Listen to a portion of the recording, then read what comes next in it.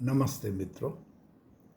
આજે આપણે હેનરિક ઇબ્સેનની એક કૃતિ, જે નાટક છે, એ ડોલ્સ હાઉસ, ઢીંગલીનું ઘર, એના વિશે વાત કરીશું. હેનરિક ઇબ્સેનની આ કૃતિ સ્ત્રીની સમાનતા, સ્ત્રીનું ગૌરવ અંગેની વાત છે, જેની બહુ મોટી અસર ફેમિનિઝમ પર પણ થયેલી છે. આ કૃતિમાં એક સ્ત્રીને સન્માન મળવું જોઈએ, એને તમે ગૌણ, સેકન્ડ સેક્સ જેને કહીએ, દ્વિતીય પ્રકારની લિંગ ભૂમિ એમ નહીં ગણવું જોઈએ. સ્ત્રી અને પુરુષ શારીરિક રીતે ભિન્ન છે, પણ એનું મન, એનો આત્મા એ તો સમાન છે. એને ગૌરવ મળવું જ જોઈએ, અને ન મળે તો એ બરાબર ન ગણાય. એવી વાત હેનરી ઇબ્સેને સરસ રીતે, બહુ જ પોઝિટિવલી કરેલી છે. પહેલાં થોડોક પરિચય આપણે હેનરિક ઇબ્સેનનો કરીએ. હેનરી ઇબ્સેનનો જન્મ નોર્વેમાં 1828માં થયેલો. એના પિતા એક વેપારી હતા, પણ દુર્ભાગ્યે એ એકદમ દેવાદાર બની ગયા અને ઘણી બધી ખોટ અનુભવી વેપારમાં, જેને કારણે એના પરિવારે ગરીબીનો પણ અનુભવ કર્યો. ઇબ્સેને 21 વર્ષની ઉંમરે કેટલીન નામનું એક નાટક લખ્યું. એટલે એને લેખનની શરૂઆત કરી ગણાય. ઇબ્સેને સુઝાના થોર્સન એવી એક મહિલા સાથે લગ્ન કર્યા, અને એને એક પુત્રનો જન્મ એમના ઘરે થયો. હેનરી ઇબ્સેન માનતા કે પતિ અને પત્ની બંનેને સમાનતા અને સ્વતંત્રતા હોવી જ જોઈએ. ઇબ્સેનની આ કૃતિની અથવા તો ઇબ્સેનના વિચારોની બીજા લોકોએ ટીકા એટલા માટે કરી કે લોકો એમ માનતા હતા કે ઇબ્સેને લગ્નનું મહત્ત્વ ગણ્યું નથી.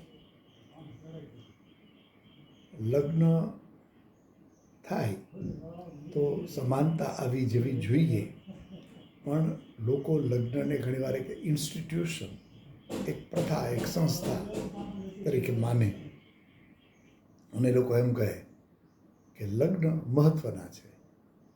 પણ ઇબ્સેનના મન પ્રમાણે લગ્ન નહીં, સમાનતા અને આદર એ મહત્ત્વના છે.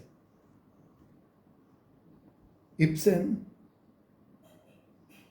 ઇટલીમાં રહ્યા અને લગભગ 27 જેટલા વર્ષ એ જર્મની અને ઇટલીમાં રહ્યા હતા. એમની કેટલીક કૃતિઓ પછી એણે એ દરમિયાન લખેલી, જેમાં આ કૃતિ doll's house, ghosts, an enemy of the people, wild duck, Hedda Gabler, the master builder અને લિટલ યુલોફ, આ કૃતિઓ એણે લખેલી. પણ ઇબ્સેનની જે પ્રસિદ્ધિ થઈ એ ડોલ્સ હાઉસને કારણે જ થઈ છે. એટલે ડોલ્સ હાઉસની વાત આપણે કરીએ. ડોલ્સ હાઉસ, પહેલાં તો એનું ટાઇટલ છે એ જ બહુ મહત્ત્વનું છે. ડોલ્સ હાઉસ, ઢીંગલીનું ઘર. ઢીંગલીનું ઘર એટલે બાળકોના માટેની એક રમતની જગ્યા, ત્યાં એ લોકો બાળકો રમા કરે. તો સંસારમાં, વિશ્વમાં, દુનિયામાં પુરુષો એની પત્ની સાથે આ ડોલની જેમ ટ્રીટ કરે પત્નીને, અને એ પોતે એની સાથે રમવાનું, સમાનતાથી રમવાવાળો નહીં, પણ એને એક ઢીંગલીની જેમ, એક પપેટની જેમ એ ટ્રીટ કરે. ઘણીવાર લોકો એમ માનતા હોય છે કે સ્ત્રીનું આ રીતે સન્માન કરે, સ્ત્રીને સુંદર દેખાય એના માટે પ્રયત્ન કરે, સારા કપડાં પહેરાવે અથવા પહેરવાનો આગ્રહ રાખે, ઘરેણાઓ આપે, પણ એનો ઈરાદો એવો હોય જાણે કે એ ઢીંગલી છે, એને રમાડવાની છે. અને એ ઉપરાંતમાં આપણે એ પણ જાણીએ છીએ કે પુરુષ ફિઝિકલ પ્લેઝર માટે પણ એનો ઉપયોગ કરે. આમ સ્ત્રીને એક આ રીતે ટ્રીટ કરવાની વાત છે એ ઇબ્સનના મનમાં એક એનો પાક્કો વિરોધ હતો, અને એ વિરોધને એણે સરસ રીતે રજૂ કરેલો છે. આ જે ડોલ્સ હાઉસ નાટક છે એ 2 અંક 2 એક્ટ્સમાં લખાયેલું છે. એની અંદરના જે પાત્રો છે એની થોડીક ઓળખાણ કરી લઈએ પહેલાં. નોરા હેલ્મર છે એ જ આનું મેઇન પાત્ર છે, મુખ્ય પાત્ર છે. આમાં હીરો નથી, અલગ રીતે હિરોઈન પણ નથી, પણ એનું જે મેઇન કેરેક્ટર છે એ છે નોરા હેલ્મર.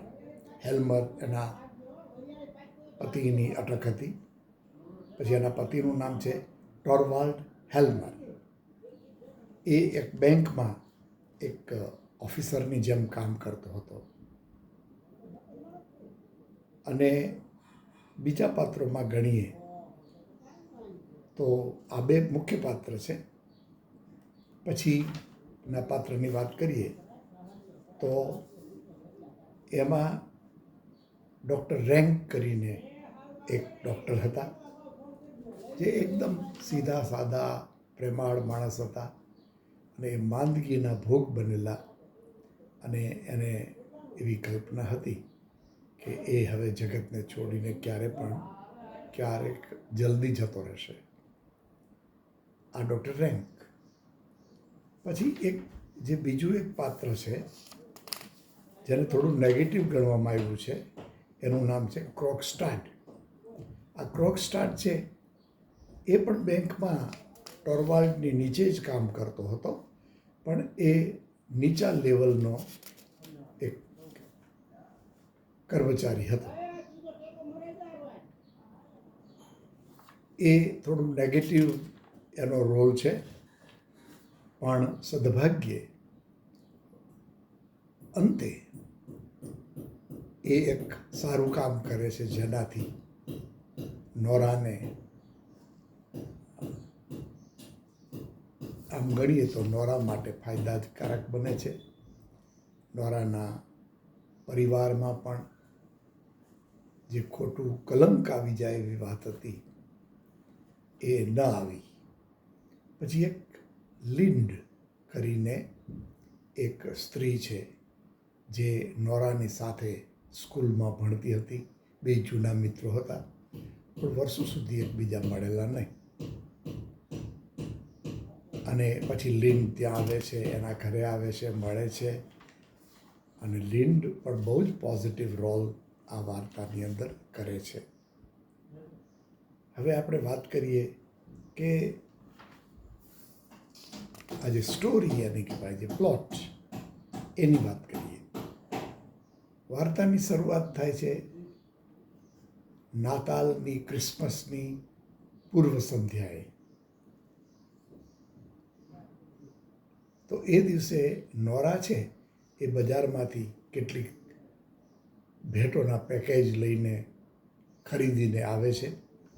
ટોરવાલ્ડ ત્યારે જ એને થોડી ટીકા કરે છે કે શું પૈસા વાપરો છો બિનજરૂરી. અને એ રીતે એ એની પત્નીને થોડું ઠપકો આપતા હોય એ રીતે કરે છે. અલબત્ત